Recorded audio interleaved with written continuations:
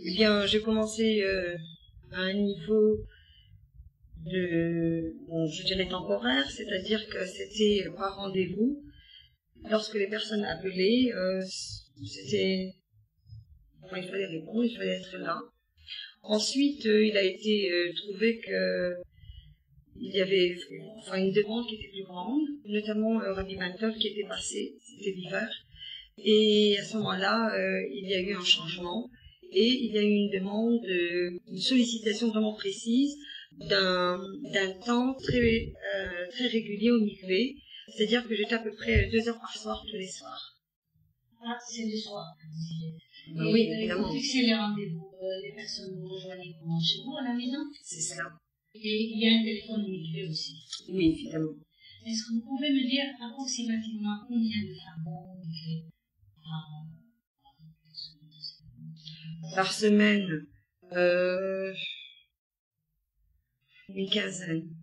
Une quinzaine de femmes par semaine? 10-15. 10-15. Ça dépend des semaines, ce sont des vacances. Vous pouvez évaluer à peu près l'âge des femmes qui vont au mikvé? La trentaine. 35. Et c'est des femmes d'après vous qui allaient au mikvé aussi dans leur pays d'origine et qui continuent à aller ici, ou c'est un réveil? Il y a différentes positions. Il y a, bon, pour les personnes qui sont un peu plus âgées, ce sont éventuellement des personnes qui ont déjà été... Qu'est-ce que vous avez des âges? Disons 45, 42, dans la quarantaine. Ce sont des gens qui ont effectué ça toute leur vie. Pour d'autres personnes, effectivement, c'est juste une éducation qui a été faite. Et bien que ces personnes, dans la majorité, ont été la première fois au mikvé pour leur mariage, peut-être éventuellement même une autre fois, mais il y a eu une discontinuité pour différentes raisons. Et lorsque ces personnes sont arrivées à Chomédé ou lorsque différentes péripéties, je le sais, en fin de compte, un matin, par différentes situations et connaissances, éducation, ces personnes arrivent. Décrivez-moi sous quels critères on vous a embauché pour ce travail. Des critères, bon, je suppose que, pas je suppose, mais j'en suis certaine, qu'il y a tout de même une connaissance, une responsabilité. On ne peut pas arriver au mikvé si on n'a absolument pas idée de ce que ça peut représenter qu'un mikvé. Qu'est-ce que ça représente? La vie. L'espoir. Le détail, l'attention et la considération du détail au jour le jour, à un niveau écologique, à un niveau biologique. Pouvez-vous me parler des lois qui régissent le mikvé pour les femmes? Des lois de quoi? De la pureté familiale? Parlez-moi en large, qu'est-ce que vous pensez de ça? Ce que j'en pense, ou bien ce que dit la halakha, je veux dire, c'est tout à fait différent. Pas différent, mais il y a une suite et une personnalisation, évidemment. Je parle d'une façon religieuse, qui se prennent que je pense que ce qu'elle pense aussi de correspondant à la halakha. Ben, je dirais, pour commencer, quelque chose, une question que je me suis posée dernièrement, que j'ai trouvée frappante et extraordinaire, et c'est ce qu'on appelle taharat hamishpara. D'abord, on appelle ça la pureté familiale. Et je discutais avec une personne, une jeune dame, une future mariée, et puis je disais, c'est extraordinaire, vraiment.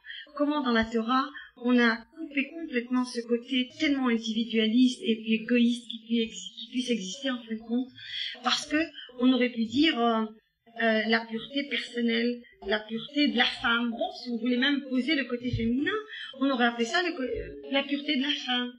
Mais quand la Torah vient et stipule de la façon suivante, pureté familiale, il y a là vraiment un cachet définitif de responsabilité, non seulement du berceau familial, mais du berceau social, parce que tous ces enfants seront des adultes de demain. Il n'y a pas que des filles à nouveau, il y a aussi des garçons, et puis les deux vont former ce couple de demain.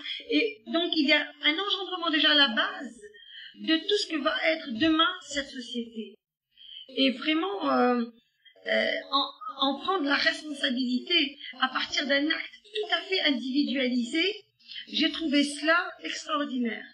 Et dans la formalité même, C'est-à-dire dans le fait même que la dame va vérifier est-ce que ses ongles sont nets, est-ce qu'elle s'est vraiment bien curée toutes les oreilles et tous les orifices. Alors, comment s'effectue le bain rituel? Eh bien, les dames qui sont prêtes, bon, je fais cette vérification dernière, c'est-à-dire elles se sont brossées les dents, elles se sont bien coiffées, elles sont prêtes, elles n'ont plus de maquillage, plus de bijoux sur elles, sinon il n'y a pas d'artifice, c'est la personne elle-même, en tant que telle. Et puis, absolument. Et puis et son âme, tout simplement. Et puis, la personne va, se tient juste à proximité du mikvé. À ce moment-là, bon, je fais la dernière vérification.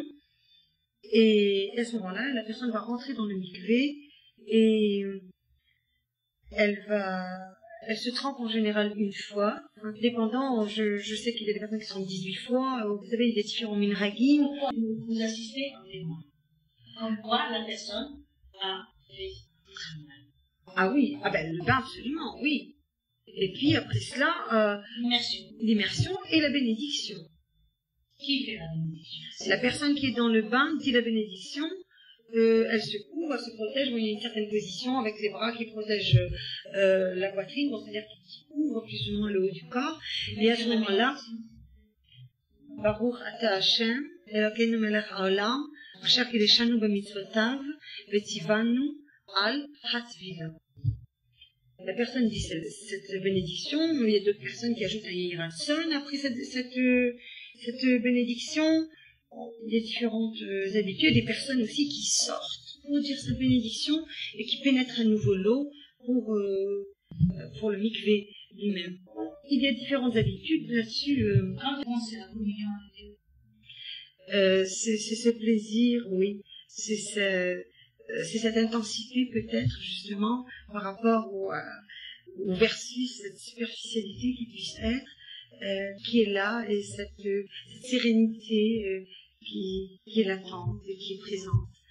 C'est ça, je crois que c'est un peu ça.